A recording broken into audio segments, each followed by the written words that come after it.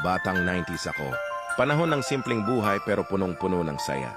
Gigising sa umaga, may gatas sa baso at cartoon sa telebisyon. Hindi kailangan ng wifi, basta may text, pogs, at Jolen, kumpleto na ang araw namin.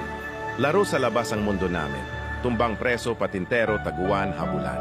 Kahit puro sugat ang tuhod, masaya pa rin kasi kasama ang mga kaibigan. Walang cellphone pero lagi kaming magkasama. Walang social media pero marunong kaming makipagkaibigan. Naalala mo ba yung simpleng ulam? Tuyo, itlog, o sardinas. Pero ang sarap kainin habang nanonood ng batibot o sineskwela. Hating gabi na pero ayaw pang matulog. Kasi wala pang takot sa mundo. At ang problema lang ay pag wala ka ng text bukas. Ngayon, iba na.